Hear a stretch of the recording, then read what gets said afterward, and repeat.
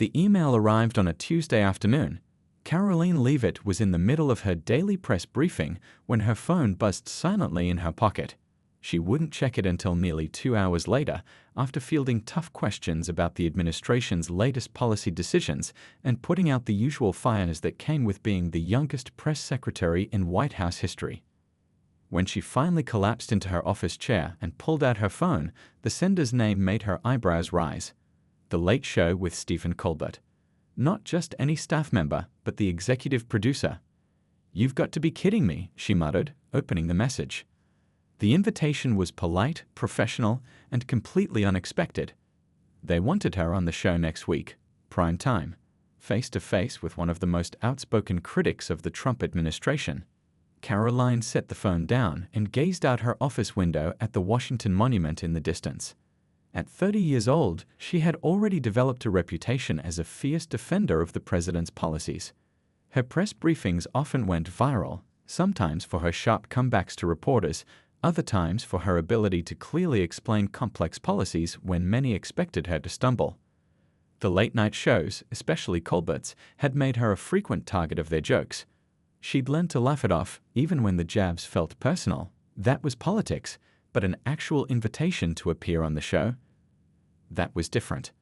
Her desk phone rang, breaking her concentration. "Did you see the email?" It was Tom, her deputy communications director. Colbert's people reached out through official channels too. "I saw it. Seems like a setup, doesn't it?" Karoline spun in her chair, watching the last light of day fade over the Capitol. 100%, Tom agreed. "They want to make you look bad. You know how these shows work." She did know. Liberal audience. Liberal host. Edited clips that could be taken out of context. Gotcha questions designed to create viral moments at her expense. "The president's numbers aren't great with younger viewers," she said, thinking out loud. This could be a chance to reach them directly. Or a chance to become a punchline, Tom warned. "Remember what happened to Secretary Wilson last month? They're still making memes about him."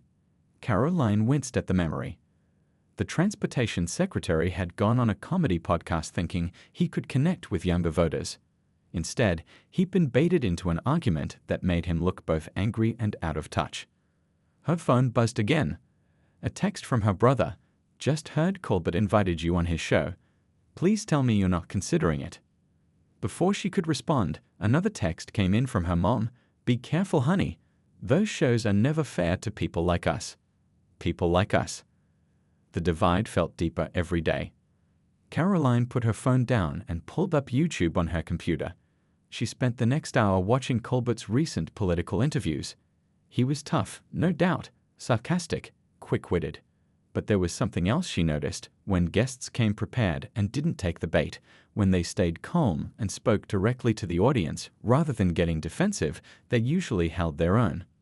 By the time the cleaning staff came through, Karoline had made up her mind.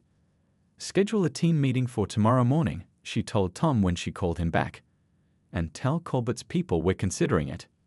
For the next 5 days, Karoline barely slept. Her team gathered every possible question Colbert might ask, from policy details to personal attacks. They practiced responses that would speak to the show's audience without compromising her principles. They studied tapes of his interview style, looking for patterns and triggers. Some of her colleagues thought she was making a huge mistake. Her inbox filled with messages from other staffers and Republican officials warning her against appearing. "Career suicide," one senior advisor called it.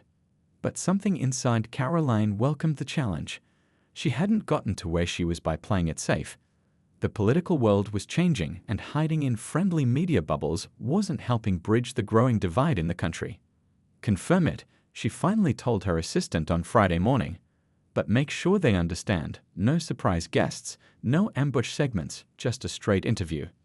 As she sent the email accepting the invitation, Karoline had no way of knowing that despite all her preparation, nothing could prepare her for what would unfold on that stage. The clock struck midnight, but sleep wasn't an option for Karoline. 3 days before her appearance on Colbert, her office had transformed into a war room. Coffee cups littered her desk, and the walls were covered with sticky notes containing potential questions and talking points. "Hit me again," she said to Alex, her communications advisor, who'd been with her since the campaign days. Alex cleared his throat and adopted Colbert's signature raised eyebrow. So, Ms. Leavitt, last month you told reporters that the border situation was, quote, completely under control, but these photos taken just last week seem to tell a different story. Were you lying then, or are you just out of the loop? Karoline took a deep breath. That's a fair question, Stephen. The photos you're showing were taken at a specific crossing point during an unusual surge. What I said last month remains true for the border as a whole, where our new policies have reduced overall crossings by 32% since January. Context matters, and I'm happy to provide that context. Better, nodded Lisa, the former TV producer they'd brought in to help. But you're still sounding too defensive. Remember, this isn't a press briefing. Trying to be conversational, maybe even add a touch of humor. Humor? Karoline raised an eyebrow. You want me to joke about border security? Not about the issue, Lisa explained, but maybe about the situation. Something like, well, Stephen, if you're offering to come down to Texas with me next week to see for yourself, I promise not to make you wear one of those ridiculous Trump hats. The room fell silent. Then Karoline laughed. That's actually not bad. Humanize yourself, Lisa insisted. Half the audience already thinks you're a robot programmed to defend everything without thinking. Tom walked in with fresh coffees and his phone in hand. You guys need to see this. Twitter's going crazy about your upcoming appearance. He held up his screen showing the trending hashtags. Hashtag Leavitt and Colbert and hashtag Colbert to Karoline were both in the top 10. The comments ranged from supportive to vicious. Can't wait to see Colbert destroy another Trump mouthpiece, Tom read aloud. That's one of the nicer ones I can repeat out loud. Karoline scrolled through the comments. Some conservative commentators were already calling her appearance a betrayal. Others praised her courage. A few predicted she would surprise everyone. They're all watching, Tom said, left and right. No pressure, Alex added sarcastically. Her phone rang. It was the White House Chief of Staff. How's prep going?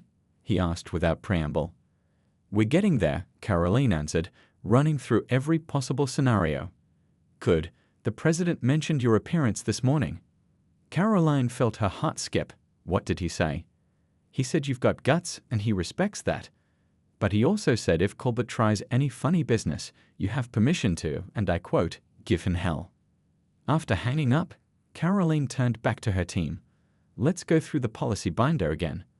I need to know every detail cold. For the next 2 days, they worked around the clock. They studied tape of Colbert's most contentious interviews. They'd practiced with bright lights shining in her face to simulate the studio environment. They prepared responses for every possible angle of attack. The night before the show, Karoline's older sister called. Aren't you sure about this? You know it's not going to be fair. Nothing in politics ever is, Karoline replied, staring at her packed suitcase.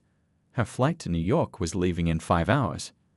Remember when we were kids and you insisted on joining the boys' basketball league because the girls' league wasn't competitive enough? Her sister asked.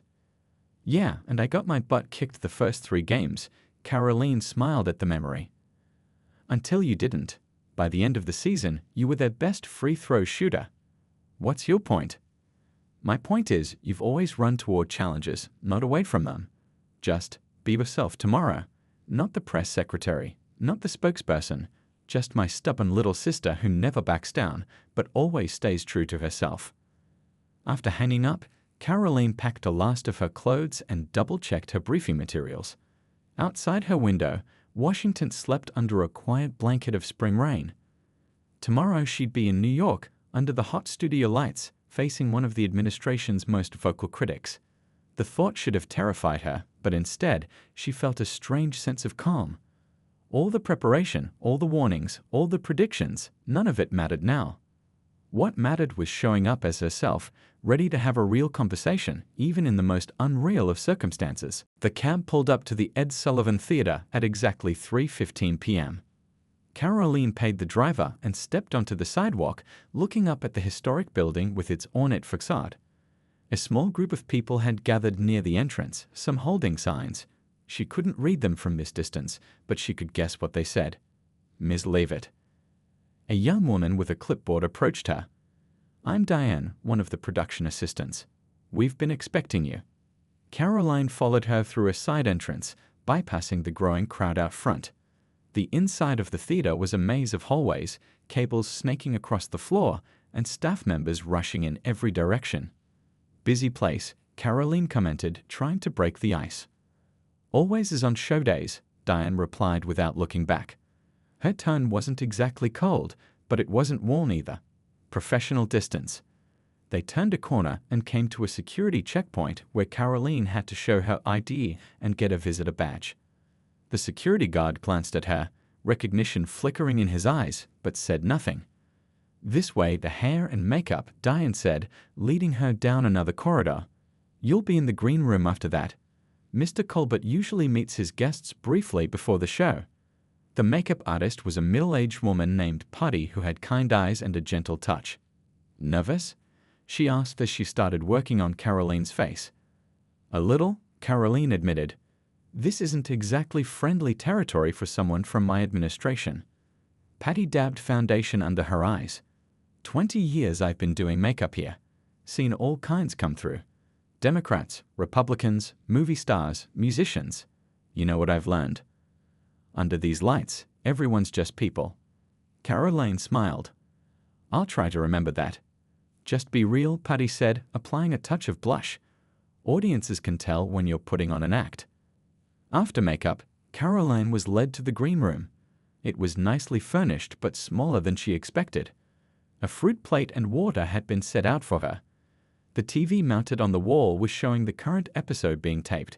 Colbert was in the middle of his monologue, making jokes about the day's news. And speaking of the White House, we have a very special guest joining us later in the show. The President's press secretary, Karoline Leavitt, will be right here on this stage. Yes, that's right. I'm as surprised as you are that she accepted our invitation. The audience laughed and applauded. So make sure you stay tuned for that conversation. It promises to be illuminating. Something in his tone made Karoline's stomach tighten. She picked up her phone and texted Tom, watching from backstage. What's he mean by illuminating? Tom replied almost instantly, no idea. Our contact there still says it's a straight interview, no surprises. A knock on the door interrupted her thoughts. A tall man with thick-rimmed glasses poked his head in. Ms. Leavitt? I'm Jeff, the show's head writer. Just wanted to let you know there's been a small change to the segment. What kind of change? Karoline asked, her guard immediately up. We're going to start with a brief video package before bringing you out. Just some clips to introduce you to the audience who might not be familiar with your work. Can I see this package? Jeff hesitated. It's still being edited, but don't worry, it's nothing controversial. Before Karoline could press further, the door opened again and Stephen Colbert himself walked in. In person, he seemed taller than on TV, his smile professional but not quite reaching his eyes. Ms. Leavitt, thanks for coming on the show, he said, shaking her hand briefly. Bold move. I believe in talking to everyone, not just friendly audiences, she replied. Admirable. We'll have about 8 minutes for our segment.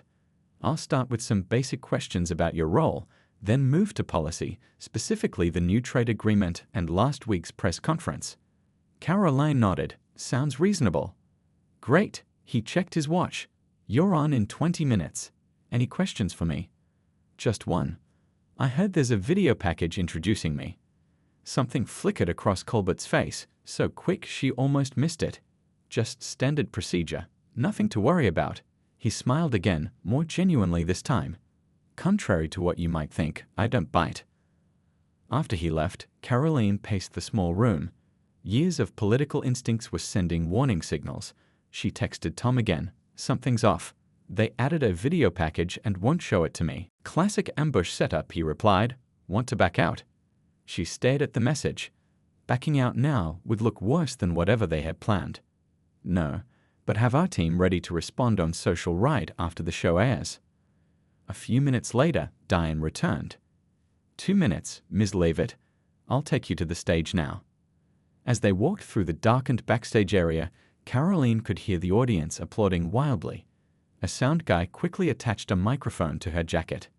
And now, Colbert's voice announced, Please welcome White House Press Secretary Karoline Leavitt.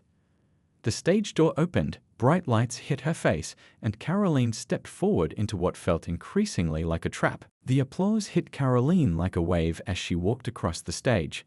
She'd been in front of cameras plenty of times, but this felt different. The studio lights were hotter than she expected, the audience larger and less forgiving. Their clapping seemed more curious than welcoming. Colbert greeted her with a TV-perfect smile and a handshake that lasted just long enough for the cameras. He gestured toward the guest chair, and Karoline smoothed her skirt as she sat down, remembering Lisa's advice. Sit up straight but look relaxed. Cross your ankles, not your arms. Well, this is a surprise, Colbert began, turning toward the audience. The White House press secretary herself joining us tonight. He turned back to Karoline. I have to admit, I didn't think you'd accept our invitation.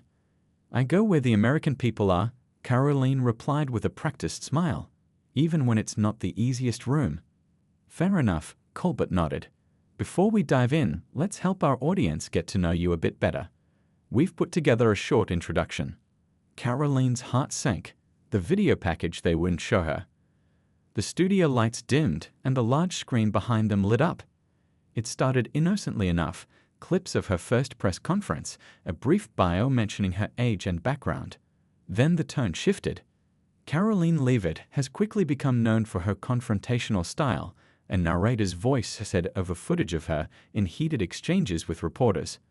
The clips were carefully selected moments when she looked most aggressive, cutting off questions with sharp retorts. But what came next made her blood run cold. But questions have emerged about the accuracy of her statements, the narrator continued. The screen showed a split image. On one side, Karoline at a press briefing 2 months ago. On the other, the president at a rally last week. In the first clip, she was saying clearly, I can assure you that the intelligence report contained no such warning, none whatsoever. In the second clip, the president seemed to contradict her. We knew about the warning signs. We had the intelligence and we acted on it. The video ended and the lights came back up. The audience was completely silent. So, Colbert said, his tone no longer light, I think the question on everyone's mind is pretty simple. He leaned forward. Did you deliberately mislead the American public about what was in that intelligence report regarding the Beijing security incident? Because it certainly looks that way. The audience murmured. Someone gasped. Karoline felt a moment of genuine panic. The clips had been edited to make it seem like she had lied about a matter of national security. Her throat went dry as she realized the trap she'd walked into. For a brief, terrible moment, she couldn't speak. Her mind raced through training scenarios, press briefings, crisis management protocols, but nothing had prepared her for this exact situation. On live television, with no warning. Colbert pressed on, filling her silence. Because if the president is telling the truth, and I assume you believe he is, then your statement to the press was false. And this wasn't about ice cream flavors. This was about an international security incident that affected American lives. The camera zoomed in tight on her face. Karoline could feel sweat forming at her temples, but years of pressure situations had taught her how to keep her expression neutral. 3 seconds passed. 5 seconds. An eternity in television time. She saw triumph flicker in Colbert's eyes, thinking he caught her. He thought she was scrambling for a political non-answer or preparing to get defensive. Instead, she did something unexpected. She smiled slightly and took a slow, deliberate sip of water from the mug on the table between them. That's a really interesting edit job, she finally said, her voice steady despite the hammering of her heart. May I see the full clips? Colbert blinked, momentarily thrown off his rhythm. I'm not sure what you mean. Those clips speak for themselves. Do they? Karoline raised an eyebrow, because what's interesting is what was cut out. In my complete statement, I was specifically referring to the preliminary intelligence report from April 3rd, not the updated assessment that came a week later. And the president was talking about that second report. She leaned forward slightly. Context matters, don't you think? Or did your team deliberately remove the dates and specifics to create a contradiction where none exists? A surprised murmur rippled through the audience. This wasn't the flustered denial they expected. Colbert recovered quickly. We can argue about the editing, but the larger question remains. It's not a larger question, Karoline interrupted, her voice firm but not angry. It's the only question. Did I lie to the American people? No, I did not. And frankly, suggesting I did based on manipulated video clips is exactly the kind of thing that destroys trust in both government and media. The audience was completely silent now, watching the unexpected power shift happening before them. The silence in the studio hung heavy for several seconds. Colbert's expression had shifted from confident to cautious. The trap he'd set had suddenly become complicated. Well, let's look at the full context then, he said, recovering. He turned to his production team offstage. Do we have the full clips? There was an awkward pause as staff members whispered urgently to each other. Karoline seized the moment, reaching into the slim portfolio she'd brought with her. The one production assistant had tried to convince her to leave backstage. While they're looking, maybe this will help, she said, pulling out a folder. I brought transcripts of both briefings, the complete transcripts with dates and timestamps. She handed the folder to Colbert, who looked surprised. You came prepared, he said, a note of reluctant respect in his voice as he opened the folder. I did, because in my experience, preparation matters when the stakes are high, Karoline said, not to Colbert, but to the audience. And nothing matters more than the truth. Colbert scanned the documents, his eyebrows rising slightly. The audience was watching him closely now, sensing the shift in dynamics. A producer hurried over and whispered something in his ear. We're being told the full clips will take a few minutes to pull up, Colbert announced. So let's discuss these transcripts. Karoline nodded. If you look at page 2, you'll see my complete statement from April 4th.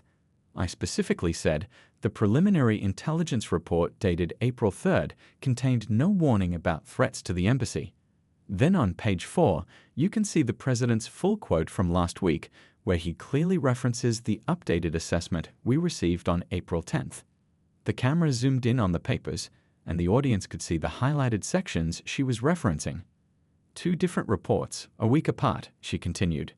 No contradiction, just new information that came to light, which we acted on immediately. Colbert studied the transcripts, then looked up. If I'm understanding correctly, you're saying the initial report had no warning, but a later report did, and that's what the president was referring to. Exactly, Karoline said, relief washing through her that he was acknowledging the distinction. Intelligence gathering is ongoing. The situation evolved, and so did our response. She took another sip of water, grateful for the moment to collect herself. The panic had passed, replaced by a calm determination. The question remains, though, Colbert pressed, why wasn't the public informed immediately about this change in intelligence? It was a fair question, and one she was prepared for. Security protocols, she answered. Some details needed to remain classified until certain operations were complete. Once they were, the president disclosed what he could at the rally last week. That's how the process works, not to hide information from Americans, but to protect ongoing operations and the people carrying them out.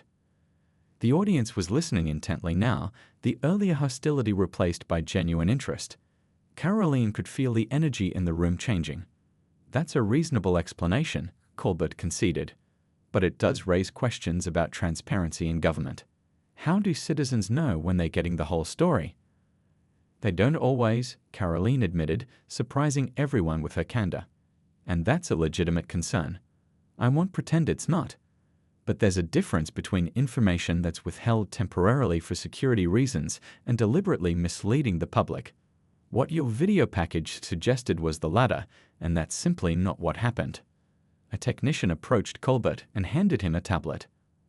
It looks like we found the full clips now, he said, studying the screen. After a moment, he looked up, his expression changed. It seems, he said slowly, that the full clips do support Ms. Leavitt's explanation. The audience murmured in surprise. Karoline didn't smile or show triumph, she simply nodded. Look, she said, leaning forward, I get it. There's an expectation that people in my position are just spin doctors who will say anything to make our side look good. I'm not naive about the current political climate or how divided we are, but I take my responsibility to the American people seriously. She paused, making eye contact with audience members. I'm not asking you to agree with our policies, but I am asking for a fair hearing based on what we actually say and do, not edited clips designed to create conflict. The applause that followed was scattered at first, then grew, not thunderous but genuine. Colbert watched it happen, then turned back to Karoline with newfound respect. "Fair enough," he said. "Let's restart this conversation the right way." For the first time since stepping on stage, Karoline felt herself truly breathe. The turning point had come, not through rehearsed talking points or political maneuvering, but through something much simpler, the truth, plainly stated. Just as Colbert was preparing to ask his next question, a commotion from offstage caught everyone's attention. A tall man with salt and pepper hair stood up from the production area and walked toward the stage. "Excuse me," he said, his voice carrying across the studio. "I think I need to say something here." Colbert looked genuinely surprised. "Peter, this isn't really the time." "Actually, I think it is," the man insisted, climbing the steps to the stage. Karoline recognized him immediately. Peter Caldwell, the veteran journalist who had won 2 Pulitzer Prizes for his international reporting. He was scheduled as the second guest of the night. "Ladies and gentlemen, this is Peter Caldwell, who was supposed to come on later to discuss his new book," Colbert explained to the audience, trying to regain control of his show. "I've been watching from backstage," Peter said, approaching the desk. A production assistant hurriedly brought another chair. "And I feel compelled to speak up." Karoline felt her guard go up again. Was this part of the ambush? A tag team effort? Peter sat down and turned to face her. "Ms. Leavitt, I want to be clear. I've been critical of your administration's policies many times in my reporting." "I'm aware," she replied cautiously. "But what happened tonight troubles me as a journalist," he continued, "because I was actually in Beijing covering the security incident we're discussing." The audience murmured with interest. "And to be perfectly frank," he said, turning to Colbert, "the framing of those video clips was misleading. I've reviewed both intelligence reports for my latest article, the April 3rd preliminary assessment and the April 10th update. They're significantly different documents." Colbert's expression was unreadable. "You've seen the actual intelligence reports." "I have clearance for my current project," Peter explained. "And while I can't discuss classified details, I can confirm that Ms. Leavitt's explanation is accurate. The initial report did not contain specific warnings about the embassy threat. The later one did." The studio fell completely silent. Karoline felt a flood of emotions, surprise, relief, gratitude, but kept her face professionally neutral. "Well," Colbert said after an awkward pause, "this is unprecedented." "Truth should transcend political divisions," Peter said simply. "And journalistic integrity demands acknowledging when a narrative is false, even if that narrative serves your preferred viewpoint." He turned to the audience. "I've spent 30 years building a reputation for honest reporting. I've criticized Republicans and Democrats equally when the facts warranted it. And I'm telling you now, this particular accusation against Ms. Leavitt doesn't hold water." The audience's reaction was mixed, some applause, some confused murmurs, a few disappointed groans from those who had been enjoying the confrontation. "I appreciate that, Mr. Caldwell," Karoline said, "especially coming from someone who hasn't hesitated to criticize us when you felt it was warranted." Peter nodded. "Which I'll certainly continue to do. This isn't about taking sides. It's about facts." Colbert, to his credit, recovered quickly. "Well, this show just took an unexpected turn. Maybe we should all go into journalism together." The audience laughed, tension breaking. "In the spirit of good journalism," Colbert continued, "I think we owe you an apology, Ms. Leavitt. Those clips should have been vetted more carefully." "Thank you," she said. "I accept." "Now, since we have both of you here," Colbert said, seizing the opportunity to salvage his show, "maybe we could have a real conversation about the relationship between government and media. Because what just happened is actually fascinating." For the next several minutes, the three of them engaged in something rare on television, a nuanced discussion about truth, transparency, and accountability. No talking points, no gotcha moments, just three people with different perspectives finding common ground. The audience was captivated. Even those who had come hoping to see Karoline embarrassed were drawn into the thoughtful exchange. During a commercial break, Peter leaned over to Karoline. "For what it's worth, I still think your border policy is misguided and your tax plan benefits the wrong people." She laughed genuinely. "I wouldn't expect anything less. But you handled yourself well tonight, with integrity." "That means a lot coming from you," she replied. When the show returned from the break, something had fundamentally changed. The hostility was gone, replaced by mutual respect. They still disagreed on policies, sometimes strongly, but the disagreements were substantive rather than personal. As the segment wound down, Colbert asked one final question: "What's the lesson here? For media, for government, for regular folks watching at home?" Karoline thought for a moment. "Maybe it's that we can disagree without being enemies. That facts matter more than scoring political points. And that sometimes the truth is complicated, but worth taking the time to understand." The audience applauded, louder this time. Not because they suddenly agreed with her politics, but because they recognized the humanity in her words. The studio lights dimmed as Karoline made her way backstage. The adrenaline that had carried her through the interview was beginning to fade, leaving her hands slightly shaky.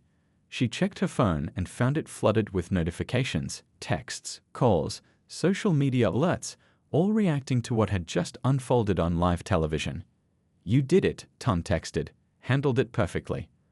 A production assistant guided her to a quiet room where she could gather her things. "That was something," the young woman said, a note of respect in her voice that hadn't been there earlier. "It certainly was," Karoline replied with a tired smile. Her phone rang, the White House chief of staff. "I just watched the whole thing," he said when she answered. "Not how we expected it to go, but you turned it around. The president's impressed." "Is he watching in the residence?" "With half the senior staff." They'd all crowded in when they heard what was happening. There was some shouting at the TV during that video package. She laughed, picturing the scene. "Tell them I appreciate the support. Get some rest. Tomorrow's going to be busy." He wasn't wrong. By the time her car reached the hotel, clips from the interview were already trending online. Political commentators across the spectrum were weighing in, most focusing on the unexpected alliance with Peter Caldwell and the rare moment of cross-partisan agreement. Karoline kicked off her heels the moment she entered her hotel room and collapsed onto the bed, finally allowing herself to feel the full weight of what had happened. Her phone continued to buzz with reactions. A text from her sister: "I'm so proud of you I could burst." A message from an unexpected source: her former college professor who had always leaned left politically: "Watched you tonight. Didn't expect to be impressed. I was wrong. Well done." News alerts kept popping up with headlines about the interview. White House press secretary turns the tables on late-night ambush. Unlikely alliance. Conservative spokesperson and liberal journalist find common ground on Colbert.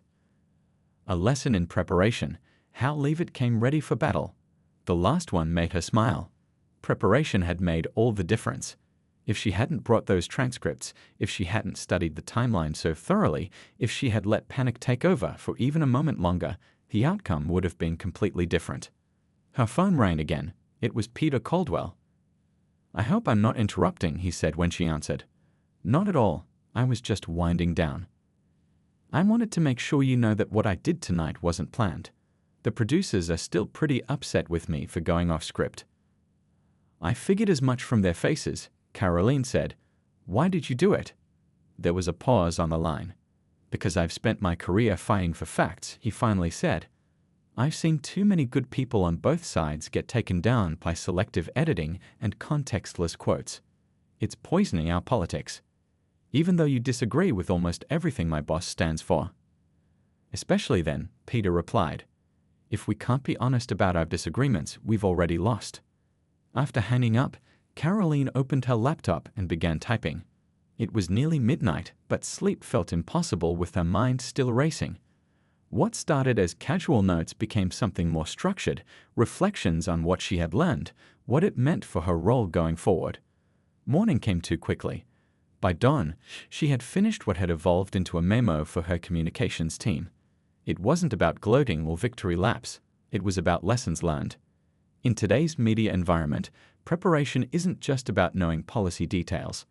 It's about anticipating how information can be twisted and having the evidence ready to correct the record. It's about staying calm when provoked and recognizing potential allies in unexpected places. She ended with what felt most important.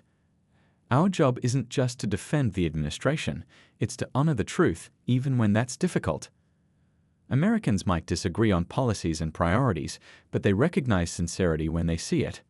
Last night reminded me that there's still room for honest conversation in our divided media landscape. It's harder to find, but worth fighting for. She sent the memo just as the morning news shows were beginning their coverage of the interview. Her phone immediately lit up with responses from her team, many thanking her for the perspective and sharing how the experience had changed their own approach. Later that day, after a series of interviews about the exchange, Karoline received an unexpected delivery to her office, a handwritten note from Colbert himself. Fair play deserves recognition. You came prepared and handled a tough situation with grace. The invitation stands for a rematch anytime, no edited clips next time, I promise. She placed the note on her desk and smiled. In Washington's endless battle of narratives, last night had been just one skirmish. But something about it felt different, like a small crack in the wall of cynicism that had come to define modern political discourse. For one brief moment, truth had mattered more than tribal loyalty, and that, she thought, was worth remembering.